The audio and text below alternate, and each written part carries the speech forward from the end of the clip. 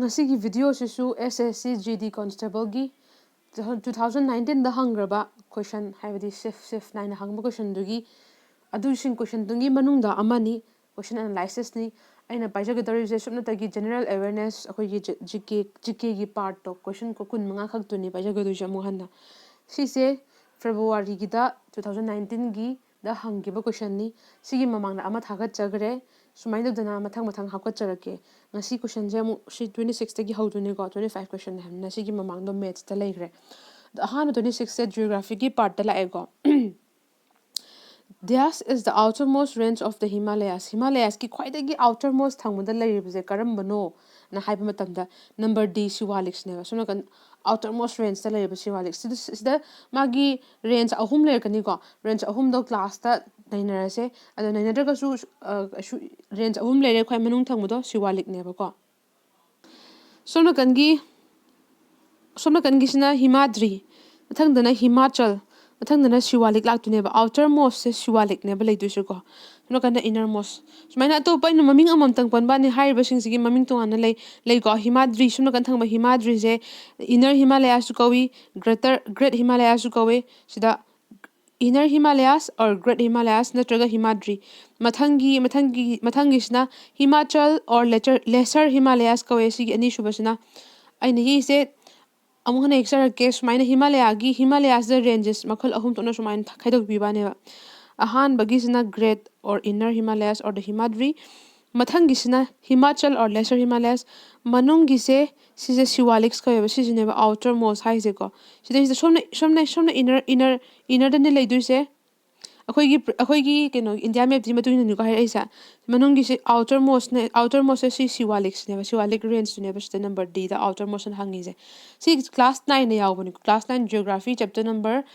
2 de yaw bane aduna noi gi se taklak pa yaw kani si se aina haisening se aduna ne ba ina class 9 10 focus tora pa bi un har lokhachar ise ko anyways sida mathang question number 27 de leidui se Which of the following is not a digital transaction in India? Okay, digital transaction not hangine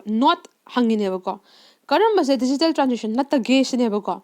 The cash transaction hadi paisa ana pina badu adu digitally habadi phone gi na internet ki kuthang da na computer na bank or phone ki kuthang da oi de na ko aduna cash transaction si oire a sini not hangbani mathak ta not hangbani na sigi a case transaction ji oirani ba ko yam lai sio ma yam lai wa khalna khandar ga sungam ba potne ko khara par ga di question number 28 who is called the Iron Man of India to shriam shmaina ne shimaina mi hangba je kana haina khangna ge haiba je shi yam hange ba sida ina list se maga thamgra bane ba noi class ta tak na bai daung ta ko ado sigi video su noi class ta makta thoin ki semja bane ba ko mayam puna mak phajana yeng biu mathang semja ke sumaina Iron Man of India har kana khangnai ga haiba je shi kana khangna ge gi to ana ina list se maga legre makha ta ba class ta yaur ani ko okay juda man haize Vallabhbhai Patel se Iron Man of India har khangna ani ba ko option number A na biram me ko sta leire Mathangin question je mong sing 29 question number 29 the la sing ko Das was an Indian film entry for 90th Oscar Award in 2018 si in haija give the si question 2019 question hang given in haija gidra adu 2018 the Oscar Award ki damakta entry fangiba film do Indian film do kanano to hang isibra so maina Oscar gumba sungumba gi parties ta su yam hange su prepare to be are ko sidai that Newton hariba cinema se phajabani ko cinema se yenga di ko no okay option number C Newton cinema se Indian film ma se 90th Oscar Award ki tamang the entry fangkiba in 2018 the kosmaina sisina current tal ani shi current sisina nainer kani ba ko ina haije ki the week amada 3 class ama current ki 3 class ama static part lak again high grade na ko handa kisina 30 ni ko 30 Sina amuk polity party lai in a democracy the ruling party is accountable to option number D people ruling party haraga di hojik bot lepaga karaga akhoi gi damakta akhoi gi mihut chalaga karaga leiriba singse accountable to kanade accountable oige haraga di people habadi mayam na pamagi matungina mayam na chatna si haiba matungina moina su yabiraga tawbiraktuine ba aduna haidi akhoina khangibani akhoi praja akhoina khangibani aduna moise akhoida accountable people akhoida accountable oi haibane ba ko aduga haidi moi sina ꯀꯩꯒꯨꯝꯕ ꯍꯟꯗꯛꯀꯤ ꯇꯔꯝꯁꯤꯗ ꯊꯕꯛ ꯐꯖꯅ ꯇꯧꯔꯛꯇꯕ ꯇꯥꯔꯒꯁꯨ ꯃꯊꯪꯒꯤ ꯇꯔꯝꯗ ꯑꯩꯈꯣꯏꯅ ꯄꯥꯝꯖꯕ ꯑꯗꯨꯝ ꯁꯤꯟꯗꯣꯛꯇꯣꯏꯅꯦꯕ ꯅꯠꯇ꯭ꯔꯅꯦ ꯍꯥꯏꯕꯗꯤ ꯑꯗꯨꯒꯁꯨ ꯃꯣꯏꯒꯤ ꯃꯊꯧꯁꯦ ꯃꯣꯏꯅ ꯇꯧꯗꯣꯔꯤꯕ ꯃꯊꯧ ꯔꯨꯂꯤꯡ ꯄꯥꯔꯇꯤ ꯍꯧꯖꯤꯛ ꯔꯨꯜ ꯑꯣꯏꯔꯒ ꯂꯩꯔꯤꯕ ꯄꯥꯔꯇꯤꯁꯦꯀꯣ BJP ꯑꯣꯏꯗꯅꯀꯣ ꯍꯧꯖꯤꯛꯀꯤꯗꯤ ꯗꯦꯃꯣꯀ꯭ꯔꯦꯁꯤ ꯆꯠꯄ ꯑꯝꯗ ꯃꯣꯏꯁꯦ ꯑꯦꯀꯥꯎꯟꯇꯦꯕꯜ ꯑꯣꯏꯔꯤꯁꯦ ꯑꯩꯈꯣꯏ ꯏꯟꯗꯤꯌꯟꯒꯤ ꯄꯤꯄꯜꯁꯤꯡꯁꯤꯗꯅꯦꯕ ꯚꯦꯔꯤ ꯏꯖꯤ ꯀꯣ ꯁꯤꯗꯤ ꯚꯦꯔꯤ ꯏꯖꯤ ꯑꯁꯤ ꯑꯣꯞꯁꯟ ꯃꯔꯤꯁꯤꯗ ꯑꯝꯇ ꯌꯦꯡꯉꯨꯅꯦ ꯖꯨꯗꯤꯁꯤꯌꯔꯤꯗꯁꯨ ꯅꯠꯇꯦ ꯂꯤꯗꯔꯁꯤꯁꯨ ꯅꯠꯇꯦ ꯑꯣꯄꯣꯖꯤꯁꯟꯗꯁꯨ ꯅꯠꯇꯦ ꯄꯤꯄꯜꯅꯦꯁꯦ ꯌꯥꯝ ꯂꯥꯏꯅ ꯑꯗꯨꯝ ꯌꯦꯡꯕꯗ ꯑꯗꯨꯝ ꯂꯥꯏꯕ ꯄꯣꯠꯅꯦꯀꯣ ꯁꯤꯒꯨꯝꯕꯁꯦ ꯑꯗꯨꯅ ꯃꯈꯥ ꯀꯣꯏꯁꯟ ꯌꯦꯡꯁꯦꯀꯣ ꯁꯤꯒꯨꯝꯕꯁꯤꯁꯨ ꯍꯪꯉꯦ ꯈꯪꯖꯤꯟꯕꯤꯔꯣꯀꯣ ꯃꯈꯥ ꯍꯥꯏꯁꯦ ꯂꯥꯛꯆꯒꯦ Question number 31 the process by which similar genetically identical individuals can be produced bio da lakre yam live zani ko sidai ngomana haise gene manungda genetically manaba miyoi sing putok to ne ko adu putok bagi process to genetically say for example ai ga nanga gene da sathina khenai manade ko okay nang ima baba ga su nanga su adam mayam khenaram dune completely manaba je sungoi oitok ba adu di tokradana ꯀꯩꯒꯨꯝꯕ ꯏꯆꯤꯟ ꯏꯅꯥꯎꯗ ꯇ꯭ꯋꯤꯟ ꯂꯩꯔꯝꯕ ꯇꯥꯔꯕꯀꯣ ꯐꯥꯏꯕꯣꯛ ꯂꯩꯔꯝꯕ ꯇꯥꯔꯕ ꯃꯣꯏ ꯋꯥꯅꯤꯃꯛꯀꯤ ꯖꯤꯟ ꯐꯥꯎꯕ ꯈꯦꯠꯅꯩꯌꯦꯕ ꯈꯪꯕ꯭ꯔꯥ ꯑꯗꯨꯕꯨ ꯁꯤꯗ ꯍꯥꯏꯔꯤꯁꯤꯗꯤ ꯑꯥꯏꯗꯦꯟꯇꯤꯀꯦꯜ ꯍꯥꯏꯕꯅꯦꯕ ꯍꯥꯏꯕꯗꯤ ꯃꯥꯟꯅꯕ ꯖꯤꯟ ꯄꯨꯊꯣꯛꯄ ꯍꯥꯏꯕꯅꯦꯕ ꯀꯣ ꯃꯥꯟꯅꯕ ꯖꯤꯟ ꯄꯨꯊꯣꯛꯄ ꯏꯟꯗꯤꯕꯤꯖꯨꯋꯦꯜ ꯁꯝꯅ ꯍꯥꯏꯔꯕꯗ ꯃꯔꯨꯑꯣꯏꯅ ꯄꯥꯝꯕꯤꯒꯨꯝꯕꯗ ꯅꯠꯇ꯭ꯔꯒꯅ ꯑꯇꯣꯞꯄ ꯁꯥ ꯉꯥ ꯈꯔꯗꯁꯨ ꯇꯧꯕ ꯌꯥꯎꯈ꯭ꯔꯦ ꯃꯔꯨꯑꯣꯏꯅ ꯄꯥꯝꯕꯤꯗꯅꯤꯀꯣ ꯍꯥꯏꯁꯦ ꯁꯨꯃꯥꯏꯅ ꯖꯤꯟ ꯄꯥꯝꯕꯤꯗꯁꯨ ꯔꯣꯁꯀꯤ ꯖꯤꯟꯒ ꯁꯟꯐ꯭ꯂꯥꯋꯔꯒꯤ ꯖꯤꯟꯒ ꯂꯣꯇꯁꯀꯤ ꯖꯤꯟꯒ ꯃꯥꯟꯅ ꯄꯣꯠꯇꯦꯕ ꯅꯠꯇ꯭ꯔꯅꯦ ꯑꯗꯨ ꯇꯥꯔꯒꯗꯤ ꯑꯗꯨꯅ ꯖꯤꯟꯗ ꯖꯦꯅꯦꯇꯤꯀꯦꯂꯤ ꯃꯥꯟꯅꯕ ꯏꯟꯗꯤꯕꯤꯖꯨꯋꯦꯜ ꯁꯦꯝꯕꯒꯤ ꯄ꯭ꯔꯣꯁꯦꯁꯇꯨꯕꯨ ꯀ꯭ꯂꯣꯅꯤꯡ ꯍꯥꯏꯕꯅꯦꯕ ꯌꯥꯝ ꯂꯥꯏꯈ꯭ꯔꯦ ꯁꯤꯗ ꯚꯦꯔꯤ ꯏꯖꯤ ꯀꯣꯏꯁꯟꯅꯤꯀꯣ ꯁꯤꯒꯨꯝꯕꯁꯤꯗꯤ ꯍꯥꯏꯗꯤ ꯐꯣꯇꯣꯁꯤꯟꯊꯦꯁꯤꯁ ꯑꯣꯏꯔꯔꯣꯏ ꯁ꯭ꯀꯦꯅꯤꯡ ꯍꯥꯏꯕꯁꯤꯗꯤ ꯂꯩꯇ꯭ꯔꯦꯀꯣ ꯕꯥꯏꯑꯣꯂꯣꯖꯤꯗ ꯁ꯭ꯀꯦꯅꯤꯡꯁꯤꯗꯤ ꯍꯥꯏꯗꯤ ꯇꯣꯉꯥꯟꯕꯗ ꯆꯠꯈ꯭ꯔꯦꯀꯣ ꯁꯤꯗꯗꯤ ꯑꯦꯛꯖꯦꯛꯠꯂꯤꯗꯤ ꯌꯥꯝ ꯀꯟꯅ ꯁꯤꯖꯤꯟꯅꯕ ꯋꯥꯔꯗꯇꯤ ꯑꯣꯏꯗ꯭ꯔꯦ ꯁꯤꯃꯗꯤ ꯂꯥꯏꯔꯦ ꯔꯤꯄ꯭ꯔꯗꯛꯁꯟ ꯇꯧꯔꯒꯗꯤ ꯖꯦꯅꯦꯇꯤꯀꯦꯂꯤ ꯃꯥꯟꯅꯗꯕ ꯃꯌꯥꯝ ꯊꯣꯛꯂꯛꯑꯅꯤ ꯀꯝꯄꯜꯁꯔꯤ ꯊꯣꯛꯂꯛꯑꯅꯤ ꯔꯤꯄ꯭ꯔꯗꯛꯁꯟꯗ ꯃꯔꯨꯑꯣꯏꯅ ꯁꯦꯛꯆꯨꯋꯦꯜ ꯔꯤꯄ꯭ꯔꯗꯛꯁꯟ ꯂꯥꯛꯇꯥꯔꯒꯗꯤꯀꯣ ꯁꯦꯛꯆꯨꯋꯦꯜꯗꯨꯗꯤ ꯑꯃꯨꯛ ꯇꯧꯗ꯭ꯔꯦꯗꯅꯀꯣ ꯑꯇꯣꯞꯄ ꯀꯩꯅꯣ ꯄꯥꯝꯕꯤꯒꯨꯝꯕ ꯈꯔ ꯀꯩꯅꯣꯗ ꯅꯠꯇꯅ ꯑꯗꯨꯒ ꯍꯣꯏ ꯖꯤꯕ ꯃꯆꯥ ꯃꯆꯥꯗ ꯅꯠꯇꯅꯀꯣ ꯑꯗꯨꯒ ꯁꯤꯗ ꯌꯥꯝ ꯂꯥꯏꯅ ꯈꯪꯉꯅꯤ ꯀ꯭ꯂꯣꯅꯤꯡꯅꯦ ꯍꯥꯏꯁꯦ ꯈꯪꯉꯅꯤꯕ ꯑꯩꯈꯣꯏꯅ ꯑꯣꯞꯁꯟ ꯅꯝꯕꯔ ꯕꯤ ꯀ꯭ꯂꯣꯅꯤꯡꯁꯤꯅꯦꯅ ꯈꯪꯉꯅꯤꯕꯀꯣ ꯌꯥꯝ ꯂꯥꯏ ꯃꯈꯥ ꯑꯃꯨꯛ ꯌꯦꯡꯒꯦ ꯀꯣꯏꯁꯟ ꯅꯝꯕꯔ 32ꯁꯦ ꯀꯩꯅꯣ whose greatest achievement was the setting up of the Brahmo Samaj ꯁꯤ ꯍꯤꯁꯇ꯭ꯔꯤꯗ ꯂꯥꯛꯑꯦ ꯍꯤꯁꯇ꯭ꯔꯤꯒꯤ ꯄꯥꯔꯠꯇ ꯂꯥꯛꯇꯣꯏꯅꯤꯀꯣ Brahmo Samajꯁꯦ ꯁꯦꯝꯈꯤꯕꯁꯦ ꯀꯣ whose greatest achievement was the setting up of Brahmo Samaj ꯁꯦꯝꯈꯤꯕꯁꯦ ꯀꯅꯥꯅ ꯍꯥꯏꯗꯤ ꯐꯖꯕ ꯊꯧꯗꯥꯡ ꯂꯧꯔꯀꯥꯟꯗ ꯀꯔꯝꯕ ꯐꯖꯕ ꯑꯦꯆꯤꯞꯃꯦꯟ ꯒ꯭ꯔꯦꯇꯦꯁ ꯔꯣꯜ ꯂꯧꯔꯀꯥꯟꯗ ꯁꯦꯝꯈꯤꯕꯅꯣ ꯍꯥꯏꯕ ꯃꯇꯝꯗ ꯔꯥꯖꯥ ꯔꯥꯝ ꯃꯣꯍꯟ ꯔꯣꯏꯁꯤꯅ ꯁꯦꯝꯕꯤꯕꯅꯦꯕꯀꯣ ꯌꯥꯕ꯭ꯔꯥ ꯁꯤꯕ ꯍꯧꯖꯤꯛ ꯑꯣꯀꯦ ꯃꯊꯪ ꯀꯣꯏꯁꯟ number 33ꯁꯤꯗꯤ which of the following is not an amalgam ꯅꯠꯇꯕ ꯍꯥꯏꯕꯅꯦꯕ amalgam ꯍꯥꯏꯔꯒꯗꯤ ꯀꯩꯒꯨꯝꯕ ꯁꯕꯁꯇꯦꯟꯁ ꯈꯔ ꯄꯨꯟꯁꯤꯟꯅꯔꯒ ꯁꯦꯝꯕꯗꯨ amalgam ꯀꯣꯏꯌꯦꯕꯀꯣ ꯁꯤꯗ ꯃꯥꯅ ꯍꯪꯉꯤꯁꯤꯗꯤ amalgam ꯅꯠꯇꯕ ꯍꯥꯏꯕꯅꯦꯕꯀோ ꯁꯤꯗꯩꯁꯤꯗ ꯁꯣꯜꯗꯔ ꯁꯤꯜꯚꯔ ꯕ꯭ꯔꯣꯟꯖ ꯕ꯭ꯔꯥꯁꯅ ꯄꯤꯔꯝꯃꯦꯀꯣ ꯁꯤꯜꯚꯔꯁꯦ ꯑꯩꯈꯣꯏꯅ ꯁꯤꯜꯚꯔꯒꯤ ꯆꯥꯡ ꯌꯥꯝꯅ ꯋꯥꯡꯅ ꯌꯥꯎꯔꯒ ꯑꯇꯣꯞꯄ ꯀꯣꯄꯔꯒꯨꯝꯕ ꯖꯤꯡꯀꯨꯝꯕ ꯅꯤꯀꯦꯜꯒꯨꯝꯕ ꯈꯤꯇꯪ ꯆꯥꯡ ꯌꯥꯎꯔꯛꯑꯦꯕꯀꯣ ꯁꯤꯜꯚꯔ ꯉꯥꯛꯇ ꯇꯧꯔꯗꯤ ꯌꯥꯗꯦꯕꯀꯣ ꯍꯥꯏꯗꯤ ꯑꯗꯨ ꯁꯤꯜꯚꯔꯁꯦ ꯑꯗꯨꯅ ꯃꯤꯛꯆꯔꯅꯦꯅ ꯂꯧꯅꯅꯤꯕ ꯃꯤꯛꯆꯔ ꯍꯥꯏꯗꯤ ꯈꯔ ꯄꯨꯟꯁꯤꯜꯂꯀꯥꯟꯗ ꯁꯦꯝꯗꯣꯏꯅꯤꯀꯣ ꯕ꯭ꯔꯣꯟꯖꯁꯤꯗꯤ ꯀꯅꯥ ꯄꯨꯟꯁꯤꯜꯂꯒ ꯁꯦꯝꯃꯤ ꯍꯥꯏꯕ ꯃꯇꯝꯗꯀꯣ ꯁꯤꯗ ꯏꯖꯔꯛꯀꯦ ꯕ꯭ꯔꯣꯟꯖꯁꯦ ꯀꯣꯄꯔꯒ ꯇꯤꯟꯒ ꯄꯨꯟꯁꯤꯜꯂꯒ ꯁꯦꯝꯕꯅꯦꯕꯀꯣ ꯄ꯭ꯂꯝꯕꯝ ꯀꯣ ꯑꯗꯨ ꯀꯣꯟꯅ ꯐꯣꯔꯃꯨꯂꯥꯗꯨ ꯀꯣꯟꯅ ꯏꯔꯒꯦ ꯐꯔꯦ ꯃꯤ ꯉꯥꯎꯗꯅꯕ ꯁꯨꯃꯥꯏꯅ ꯆꯝꯅ ꯏꯔꯒꯦ ꯑꯣꯀꯦ ꯕ꯭ꯔꯥꯁꯁꯤꯅ ꯀꯅꯥ ꯄꯨꯟꯁꯤꯜꯂꯒ ꯁꯦꯝꯃꯤ ꯀꯣꯄꯔꯒ ꯖꯤꯡꯀ ꯄꯨꯟꯁꯤꯜꯂꯒ ꯁꯦꯝꯃꯦꯕꯀꯣ ꯌꯥꯕ꯭ꯔꯥꯁꯦ ꯁꯨꯃꯥꯏꯅ ꯍꯧꯖꯤꯛ ꯍꯥꯏꯗꯣ ꯌꯥꯝ ꯆꯝꯅ ꯈꯪꯉꯕꯗ ꯁꯤꯜꯚꯔꯁꯤꯁꯨ ꯃꯤꯛꯁꯆꯔ ꯌꯥꯎꯔꯦ ꯁꯤꯜꯚꯔꯒ ꯑꯇꯣꯞꯄ ꯀꯩꯅꯣ ꯃꯦꯇꯜ ꯈꯔꯒ ꯀꯣ ꯑꯗꯨꯇꯥꯔꯒꯗꯤ ꯁꯤꯗꯩꯁꯤꯗ ꯁꯣꯜꯗꯔ ꯍꯥꯏꯔꯒꯗꯤ ꯑꯩꯈꯣꯏꯅ ꯃꯩ ꯏꯂꯦꯛꯇ꯭ꯔꯤꯛꯀꯤ ꯀꯩꯅꯣ ꯁꯦꯝꯕꯤꯕ ꯃꯤꯁꯤꯡꯁꯤꯅ ꯁꯧꯅꯕ ꯑꯃ ꯄꯥꯏꯕꯗꯣ ꯈꯪꯕ꯭ꯔꯥ ꯖꯨ ꯁꯧꯅꯕ ꯑꯩꯈꯣꯏꯒꯤ ꯋꯦꯌꯔꯒꯨꯝꯕ ꯇꯠꯈꯤꯕꯗ ꯐꯣꯟꯒꯨꯝꯕ ꯇꯠꯈꯤꯕꯗ ꯃꯅꯨꯡꯗ ꯇꯠꯈꯤꯕ ꯑꯣꯏꯔꯒꯁꯨ ꯀꯅꯦꯛꯁꯟ ꯄꯤꯅꯕ ꯖꯨ ꯁꯧꯅꯕ ꯑꯗꯨꯗ ꯋꯦꯌꯔ ꯃꯆꯥ ꯑꯃ ꯁꯤꯖꯤꯟꯅꯕꯅꯦꯕ ꯈꯪꯕ꯭ꯔꯥ ꯍꯥꯏꯗꯤ ꯈꯔ ꯀꯃꯥꯏꯅ ꯍꯥꯏꯗꯣꯏꯅꯣ ꯑꯗꯨꯗꯨꯅꯦꯕ ꯁꯣꯜꯗꯔ ꯍꯥꯏꯁꯦ ꯃꯥꯗꯤ ꯑꯦꯃꯥꯜꯒꯝ ꯅꯠꯇꯦꯕ ꯑꯗꯨꯅ ꯑꯣꯞꯁꯟꯁꯦ A ꯑꯣꯏꯔꯅꯤꯕ ꯀꯣ ꯁꯤꯒꯨꯝꯕꯁꯦ ꯀꯦꯃꯤꯁꯇ꯭ꯔꯤꯒꯨꯝꯕꯗ ꯃꯆꯥ ꯃꯆꯥꯗ ꯂꯥꯛꯑꯦ ꯐꯖꯕ ꯌꯥꯝ ꯂꯥꯏꯕ ꯂꯥꯛꯑꯦꯀꯣ ꯁꯦ ꯃꯈꯥ ꯂꯥꯛꯆꯩ ꯀꯣꯏꯁꯟ ꯅꯝꯕꯔ 34ꯁꯦ ꯀꯔꯤ ꯍꯥꯏꯅꯣ ꯍꯥꯏꯕ ꯃꯇꯝꯗ The resources obtained from biosphere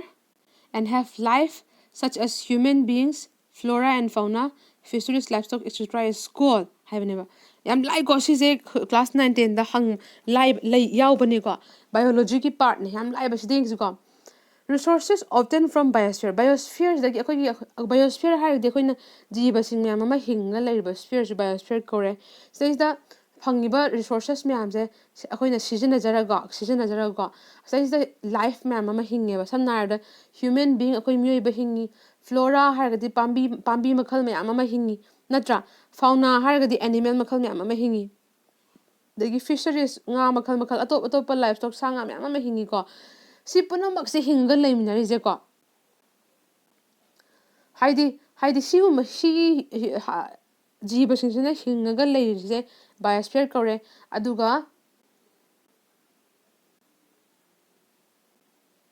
ꯑꯗꯨꯒ ꯍꯥꯏꯔꯤꯕ ꯁꯤꯁꯤꯗꯒꯤ ꯔꯤꯁꯣꯔꯁꯦꯁ ꯃꯌꯥꯝ ꯑꯃꯁꯨ ꯐꯪꯗꯣꯏꯅꯦꯕꯀꯣ ꯌꯥꯔꯕ꯭ꯔꯥ ꯁꯤꯗꯒꯤ ꯐ꯭ꯂꯣꯔꯥ ꯐꯥꯎꯅꯥꯗꯒꯤ ꯃꯈꯜ ꯃꯌꯥꯝꯒꯤ ꯑꯩꯈꯣꯏ ꯃꯦꯗꯤꯁꯤꯅꯦꯜ ꯄ꯭ꯂꯥꯟ ꯃꯌꯥꯝ ꯐꯪꯕ ꯌꯥꯔꯦ ꯐ꯭ꯂꯣꯔꯥꯗꯒꯤ ꯑꯇꯣꯞ ꯑꯇꯣꯞꯄ ꯔꯤꯁꯣꯔꯁꯦꯁ ꯄꯩꯒꯩ ꯂꯩꯈ꯭ꯔꯦ ꯂꯥꯏꯐ ꯁ꯭ꯇꯣꯛꯇꯒꯤꯀꯣ ꯁꯨꯃꯥꯏꯅ ꯔꯤꯁꯣꯔꯁꯦꯁ ꯂꯩꯔꯤꯕ ꯐꯪꯉꯤꯕ ꯃꯌꯥꯝꯁꯦ ꯁꯤ ꯕꯥꯏꯑꯣꯁꯐꯤꯌꯔꯗꯒꯤ ꯁꯤꯕꯨ ꯕꯥꯏꯑꯣꯇꯤꯛ ꯔꯤꯁꯣꯔꯁꯦꯁ ꯀꯧꯅꯤꯕ ꯑꯣꯞꯁꯟ ꯅꯝꯕꯔ ꯌꯥꯝ ꯂꯥꯏꯀꯣ ꯄꯣꯇꯦꯟꯁꯤꯌꯦꯜ ꯔꯤꯁꯣꯔꯁꯦꯁ ꯁꯤꯃ ꯑꯣꯏꯔꯔꯣꯏ ꯕꯥꯏꯑꯣꯇꯤꯛ ꯔꯤꯁꯣꯔꯁꯁꯤꯃ ꯁꯨꯡꯑꯣꯏ ꯍꯦꯛ ꯑꯣꯏꯔꯔꯣꯏ ꯔꯤꯅ꯭ꯌꯨꯑꯦꯕꯜ ꯔꯤꯁꯣꯔꯁꯦꯁꯁꯨ ꯑꯣꯏꯔꯔꯣꯏ ꯑꯗꯣ ꯈ꯭ꯋꯥꯏꯗꯒꯤ ꯆꯥꯟꯅꯔꯤꯁꯦ ꯕꯥꯏꯑꯣꯇꯤꯛ ꯔꯤꯁꯣꯔꯁꯦꯁ ꯑꯣꯞꯁꯟ ꯅꯝꯕꯔ ꯁꯤꯅꯦꯕꯀꯣ ꯁꯨꯃꯥꯏꯅ ꯈꯔ ꯂꯩꯔꯦ ꯖꯤꯑꯣꯒ꯭ꯔꯥꯐꯤ ꯀꯣꯏꯁꯟ ꯂꯥꯛꯑꯦ ꯌꯥꯝꯅ ꯃꯔꯨ ꯑꯣꯏꯕ ꯁꯤꯁꯦ ꯔꯕꯤ ꯀ꯭ꯔꯣꯞꯁ ꯀꯔꯤ ꯀꯔꯥ ꯃꯌꯥꯝꯁꯦ ꯍꯪꯕꯅꯤꯀꯣ ꯑꯗꯨꯝ ꯈꯔꯤꯐ ꯀ꯭ꯔꯣꯞ ꯑꯗꯨ ꯀ꯭ꯔꯣꯞꯅ ꯍꯪꯕꯅꯦ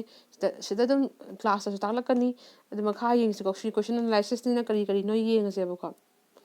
ꯔꯕꯤ ꯀ꯭ꯔꯣꯞꯁꯦ ꯀꯔꯝ ꯀꯥꯟꯗ ꯊꯥꯕ ꯍꯧꯒꯦ ꯁꯤꯅꯦꯕ ꯊꯥꯕ ꯍꯧꯒꯦ ꯍꯥꯏꯇꯥꯔꯒꯗꯤ ꯑꯣꯛꯇꯣꯕꯔ ꯅꯕꯦꯝꯕꯔꯗ ꯍꯧꯗꯣꯏꯅꯦ ꯍꯧꯖꯤꯛꯁꯨ ꯌꯧꯗꯣꯔꯦꯗꯅ ꯑꯣꯛꯇꯣꯕꯔ ꯅꯕꯦꯝꯕꯔꯁꯦ ꯁꯤ ꯌꯥꯝ ꯂꯥꯏꯔꯦ ꯁꯤꯗ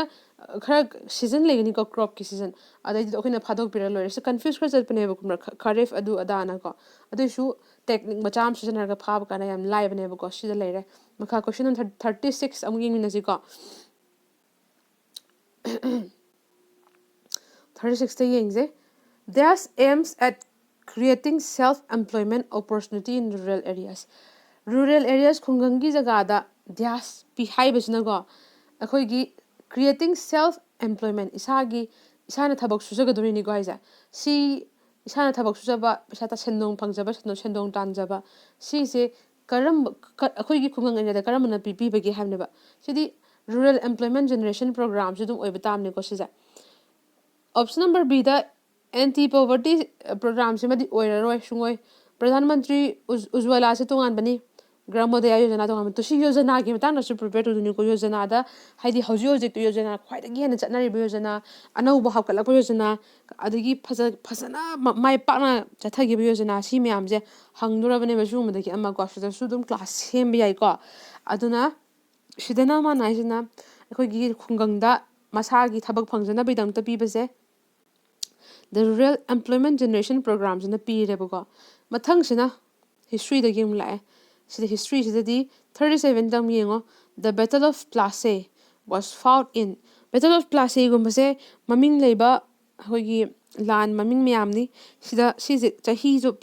ꯈꯔ ꯆꯥꯎꯔꯥꯛꯄ ꯑꯃ ꯐꯥꯕꯤꯔꯒ ꯌꯥꯅꯤ ꯌꯥꯝ ꯗꯦꯞꯇ ꯆꯪꯗ꯭ꯔ ꯇꯥꯔꯒꯁꯨ ꯃꯥꯁꯦ ꯀꯔꯝ ꯀꯥꯟꯗ ꯂꯥꯟ ꯁꯣꯛꯅꯈꯤꯒꯦ ꯍꯥꯏꯕ ꯃꯇꯝꯗ 1757 ꯑꯣꯞꯁꯟ ꯅꯝꯕꯔ ꯗꯤꯁꯦ ꯑꯣꯏꯔꯦꯕꯀꯣ ꯁꯤꯒꯨꯝꯕꯗꯤ ꯁꯤꯟꯐꯥ ꯄꯨꯕꯤꯔꯒ ꯆꯠꯂꯅꯤꯀꯣ ꯑꯗꯨꯗꯅꯦꯕ ꯁ꯭ꯇꯦꯇꯤꯛ ꯄꯥꯔꯠꯇꯁꯨ ꯍꯪꯉꯤꯅ ꯍꯥꯏꯁꯦ ꯀꯔꯦꯟ ꯑꯦꯐꯤꯌꯔꯁꯇ ꯅꯠꯇꯕꯀꯣ ꯃꯈꯥ ꯂꯥꯛꯆꯒꯦ question number 38ꯇꯀꯣ ꯁꯪꯀꯔꯁ international dolls museum ꯍꯟꯗꯛꯇꯅꯦꯀꯣ ꯑꯩꯈꯣꯏꯒꯤ ꯍꯟꯗꯛꯇꯁꯨ ꯄ꯭ꯔꯥꯏꯝ ꯃꯤꯅꯤꯁꯇꯔ ꯃꯣꯗꯤꯅꯤ ꯏꯀꯨꯏ ꯀꯨꯏꯗꯅ ꯑꯩꯈꯣꯏꯒꯤ ꯏꯟꯗꯤꯌꯥꯒꯤ ꯑꯣꯏꯖꯕ ꯃꯁꯥꯒꯤ ꯑꯩꯈꯣꯏ ꯑꯉꯥꯡꯅ ꯁꯥꯟꯅꯄꯣꯠ ꯁꯦꯝꯅꯕꯒꯤꯁꯨ ꯁ꯭ꯀꯤꯝ ꯅꯨꯡ ꯍꯥꯡꯗꯅ ꯈꯣꯠꯇꯅ ꯇꯧꯈꯤꯕꯅꯦꯕꯀꯣ ꯑꯗꯨꯒꯨꯝꯕꯒ ꯔꯤꯂꯦꯇꯦꯠ ꯂꯥꯛꯇꯣꯏꯅꯦꯕ ꯈꯪꯕ꯭ꯔꯥ ꯁꯤꯗꯅ ꯑꯃꯨꯛ ꯁꯪꯀꯔꯁ ꯑꯗꯨꯁꯨ ꯍꯪꯕ ꯌꯥꯏꯅꯤꯀꯣ ꯍꯧꯖꯤꯛꯀꯤ ꯁꯥꯟꯅꯄꯣꯠ ꯁꯥꯕꯩꯗꯨꯁꯨ ꯌꯥꯝꯅ ꯊꯥꯖꯗꯅ ꯍꯪꯕ ꯌꯥꯗꯣꯏꯅꯤꯀோ ꯃꯔꯝꯗꯤ ꯀꯩꯗꯧꯕꯒꯤ ꯃꯔꯨ ꯑꯣꯏꯅꯣ ꯍꯥꯏ ꯀꯥꯟꯗ ꯏꯟꯗꯤꯌꯥꯗ ꯁꯥꯟꯅꯄꯣꯠꯁꯤꯗ ꯂꯩꯕꯗ ꯑꯇꯣꯞꯄ ꯂꯝꯁꯤꯡꯗꯒꯤ ꯆꯩꯅꯥꯅꯆꯤꯡꯕꯗꯒꯤ ꯁꯥꯟꯅꯄꯣꯠꯁꯤꯗ ꯂꯩꯕꯗ ꯑꯩꯈꯣꯏ ꯏꯟꯗꯤꯌꯥꯒꯤ ꯄꯩꯁꯥ ꯃꯌꯥꯝ ꯑꯃ ꯆꯠꯂꯦꯕ ꯈꯪꯕ꯭ꯔꯥ ꯑꯗ ꯑꯩꯈꯣꯏ ꯏꯟꯗꯤꯌꯥꯗ ꯁꯥꯖꯔꯒꯗꯤ ꯌꯥꯝ ꯀꯥꯟꯅꯒꯅꯤꯅ ꯊꯑꯣꯏꯀꯤ ꯍꯥꯞꯄꯛꯄꯅꯦꯕ ꯑꯗꯨꯅ ꯍꯪꯉꯛꯄ ꯌꯥꯏꯀꯣ ꯑꯅꯧꯕꯅꯦꯕ ꯊꯣꯛꯏꯗꯣ ꯈꯪꯕ꯭ꯔꯥ ꯑꯗꯨꯗ ꯌꯦꯡꯁꯤꯟꯕ ꯌꯥꯏ ꯐꯔꯦ ꯁꯤꯗ ꯃꯥꯅ ꯍꯥꯏꯁꯤꯅ ꯁꯪꯀꯔꯁ ꯏꯟꯇꯔꯅꯦꯁꯅꯦल ꯗꯣꯜ ꯃ꯭ꯌꯨꯖꯤꯌꯝꯁꯦ ꯁꯤ ꯃ꯭ꯌꯨꯖꯤꯌꯝꯁꯦ ꯀꯗꯥꯏꯗ ꯂꯩꯒꯦ ꯍꯥꯏꯕ ꯃꯇꯝꯗꯨꯗ ꯈꯔ ꯐꯦꯃꯁ ꯑꯣꯏꯕ ꯑꯣꯏꯔꯝꯃꯅꯤꯀꯣ ꯀꯗꯥꯏꯗ ꯂꯩꯒꯦ ꯍꯥꯏꯕ ꯃꯇꯝꯗ ꯑꯣꯞꯁꯟꯗ ꯀꯔꯤ ꯄꯤꯔꯦ ꯍꯥꯏꯕ ꯃꯇꯝꯗ ꯄꯨꯅꯦ ꯄꯤꯔꯦ ꯀꯣꯜꯀꯇꯥ ꯄꯤꯔꯦ ꯃꯨꯝꯕꯥꯏ ꯄꯤꯔꯦ ꯅ꯭ꯌꯨ ꯗꯦꯜꯂꯤ ꯄꯤꯔꯦ ꯃꯁꯤꯁꯦ ꯅ꯭ꯌꯨ ꯗꯦꯜꯂꯤꯗ ꯂꯩꯔꯦꯀꯣ ꯍꯧꯖꯤꯛꯀꯤ ꯃ꯭ꯌꯨꯖꯤꯌꯝꯗꯣꯀꯣ ꯌꯥꯔꯦꯀꯣ ꯑꯗꯨꯒꯤ ꯃꯊꯪꯗ ꯀꯣꯏꯁꯟ ꯅꯝꯕꯔ 39ꯗꯀꯣ 39ꯗ ꯂꯩꯁꯦ ꯗꯦꯁ ꯗꯤꯁꯀꯚꯔ ꯗ ꯁꯣꯂꯔ ꯁꯤꯁꯇꯦꯝ ꯁꯣꯂꯔ ꯁꯤꯁꯇꯦꯝꯁꯦ ꯀꯅꯥꯅ ꯁꯣꯂꯔ ꯁꯤꯁꯇꯦꯝ ꯍꯥꯏꯔꯒꯗꯤ ꯑꯩꯈꯣꯏꯅ ꯃꯔꯀꯔꯤ ꯚꯤꯅꯁ ꯑꯥꯔꯠ ꯃꯥꯔꯁ ꯖꯨꯄꯤꯇꯔ ꯁꯦꯇꯔꯟ ꯌꯨꯔꯦꯅꯁ ꯅꯦꯞꯆꯨꯟ ꯄ꯭ꯂꯨꯇꯣꯁꯦ ꯄ꯭ꯂꯥꯅꯦꯠꯅꯤ ꯅꯠꯇꯦ ꯍꯥꯏ ꯄ꯭ꯂꯥꯅꯦꯠ ꯅꯠꯇ꯭ꯔꯒꯁꯨ ꯀꯩꯁꯨ ꯀꯥꯏꯗꯦ ꯁꯨꯃꯥꯏꯅ 8 ꯄ꯭ꯂꯥꯅꯦꯠꯁ ꯂꯩꯔꯦ ꯄ꯭ꯂꯨꯇꯣ ꯆꯤꯡꯗ꯭ꯔꯒꯗꯤꯀꯣ